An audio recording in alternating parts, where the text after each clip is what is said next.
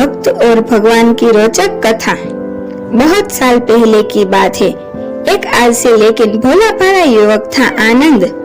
दिन भर कोई काम नहीं करता, बस खाता ही रहता और सोए रहता। घर वालों ने कहा कि चलो जाओ, निकलो घर से, कोई काम धंधा करते नहीं हो, बस पड़े रहते हो। वह घर से निकलकर यूं ही भटकते हुए एक आश्रम पहुंचा। वहां उसने देखा कि एक गुरुजी है और उनके शिष्य कोई काम नहीं करते, बस मंदिर की पूजा करते हैं। उसने मन में सोचा कि यह बढ़िया है, कोई काम धाम नहीं, बस पूजा ही तो करना है। गुरुजी के पास जाकर पूछा, क्या मैं यहाँ रह सकता हूँ? गुरुजी बोले, हाँ हाँ, क्यों नहीं, लेकिन मैं कोई काम नहीं कर सकता हूँ।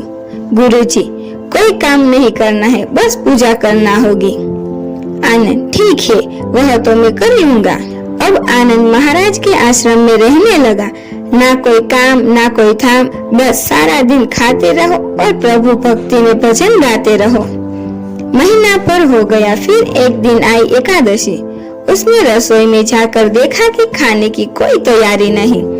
उसने गुरुजी से पूछा कि आज खाना नहीं बनेगा क्या? गुरुजी ने कहा, नहीं, आज तो एकादशी है, तुम्हारा भी उपवास है। उसने कहा, नहीं, अगर हमने उपवास कर लिया तो कल का दिन ही नहीं देख पाएंगे। हम नहीं कर सकते उपवास, हमें तो भूख लगती है, आपने पहले क्यों नहीं बताया? गुरुजी ने कहा, ठीक है, तुम ना करो उपवास, पर खाना भी तुम्हारे लिए कोई और नहीं बनाएगा, तुम खुद बना लो। मरता क्या ना करे, गया रसोई में। गुरुजी फिर आए, देखो, अगर तुम खाना बना लो तो राम जी को भोग जरूर लगा लेना और नदी के उस पार जाकर बना लो रसोई। ठीक है। लकड़ी, आटा, तेल, घी, सब्जी लेकर आनंद महाराज चले गए। जैसे तैसे खाना भी बनाया। खाने लगा तो याद आया कि गुरुजी ने कहा था कि राम जी को भोग लगाना है।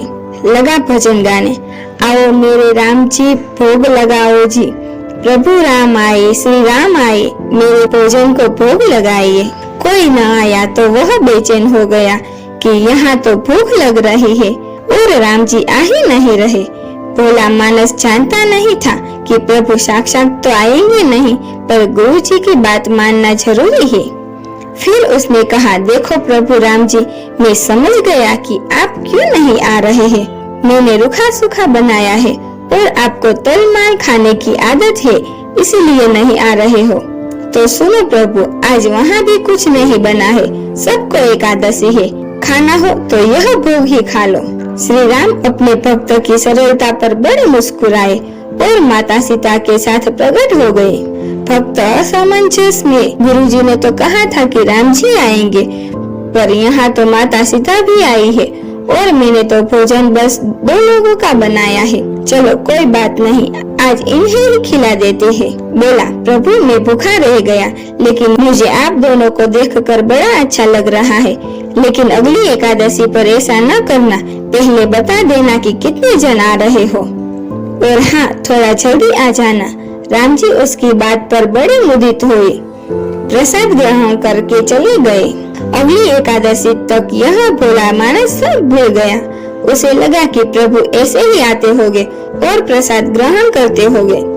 फिर एकादशी आई। गुरुजी से कहा, मैं चला अपना खाना बनाने, पर गुरुजी थोड़ा ज्यादा अनाज लगेगा, वहाँ 2 लोग आते हैं। गुरुजी मुस्कुराए, भूख के मारे बावला है, ठीक है, ले जा और अनाज ले जा। अब की बार उसने 3 लोगों का खाना बनाया। फिर गुहार लगाए, प्रभु राम आए, सीता राम आए, मेरे भोजन का भोग लगाए। प्रभु की महिमा भी निराली है। भक्त के साथ कौतुक करने में उन्हें भी बड़ा मजा आता है। इस बार वे अपने भाई लक्ष्मण, भरत, शत्रुघ्न और हनुमान जी को लेकर आ गए। भक्त को चक्कर आ गए, यह क्या हुआ? एक का भोजन बनाया तो 2 आए, आज 2 का खाना ज्यादा बनाया तो पूरा खानदान आ गया। लगता है आज भी भूखा ही रहना पड़ेगा। सबको भोजन लगाया और बैठे बैठे देखता रहा। अनजाने ही उसकी भी एकादशी हो गई। फिर अगली एकादशी आने से पहले गुरुजी से कहा, गुरुजी, ये आपके प्रभु राम जी अकेले क्यों नहीं आते? हर बार कितने सारे लोग ले आते हैं, इस बार अनाज ज्यादा देना। गुरुजी को लगा कहीं यह अनाज बेचता तो नहीं है, देखना पड़ेगा जाकर। भंडार ने कहा, इसे जितना अनाज चाहिए दे दो और चुप कर उसे देखने चल पड़े। इस बार आनंद ने सोचा, खाना पहले नहीं बनाऊंगा, पता नहीं कितने लोग आ जाए, पहले बुला लेता हूँ फिर बनाता हूँ। फिर टेल लगाई, प्रभु राम आए, श्री राम आए, मेरे पूजन का भोग लगाइए। सारा राम दरबार मौजूद। इस बार तो हनुमान जी भी साथ आए, लेकिन यह क्या, प्रसाद तो तैयार ही नहीं है। भक्त ठहरा भोला पाला, बस प्रभु इस बार मैंने खाना नहीं बनाया। प्रभु ने पूछा, क्यों? बोला, मुझे मिलेगा तो है नहीं, फिर क्या फायदा बनाने का, आप ही बना लो और खुद ही खा लो। राम जी मुस्कुराए, सीता माता भी गदगद हो गई उसके मासूम जवाब से। लक्ष्मण जी बोले, क्या करे प्रभु?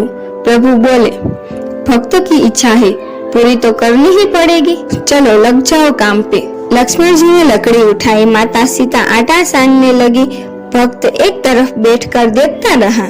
माता सीता रसोई बना रही थी तो कई ऋषि मुनि व यक्ष गंधर्व प्रसाद लेने आने लगे। इधर गुरुजी ने देखा कि खाना तो बना नहीं, भक्त एक कोने में बैठा है। पूछा, बेटा क्या बात है, खाना क्यों नहीं बनाया? बोला, अच्छा किया गुरुजी आप आ गए, देखिए कितने लोग आते हैं प्रभु के साथ। गुरुजी बोले, मुझे तो कुछ नहीं दिख रहा है तुम्हारे और अनाज के सिवा। भक्त ने माथा पकड़ लिया, एक तो इतनी मेहनत करवाते हैं प्रभु, भूखा भी रखते हैं और ऊपर से गुरुजी को दिख भी नहीं रहे, यह और बड़ी मुसीबत है। प्रभु से कहा, आप गुरुजी को क्यों नहीं दिख रहे? प्रभु बोले, मैं इन्हें नहीं देख सकता। बोला, क्यों? वे तो बड़े पंडित है, ज्ञानी है, विद्वान है, उन्हें तो बहुत कुछ आता है, उनको क्यों नहीं दिखते आप? प्रभु बोले, माना कि उनको सब आता है, पर वे सरल नहीं है तुम्हारी तरह, इसीलिए उनको नहीं दिख सकता। आनंद ने गुरुजी से कहा, गुरुजी प्रभु कह रहे हैं कि आप सरल नहीं है, इसीलिए आपको नहीं दिखेंगे। गुरुजी रोने और कहने लगे कि वाकई में मैंने सब कुछ पाया, पर सरलता नहीं पा सका तुम्हारी तरह, और प्रभु तो मन की सरलता से ही मिलते हैं। प्रभु प्रकट हो गए और गुरुजी को भी दर्शन दिए। इस तरह एक भक्त के कहने पर प्रभु ने रसोई भी बनाई। हेलो दोस्तों, अगर आपने अभी तक मेरे चैनल को सब्सक्राइब नहीं किया तो जल्दी से जाके सब्सक्राइब कीजिए और लाइक करें, शेयर करें, कमेंट करें। Thank you.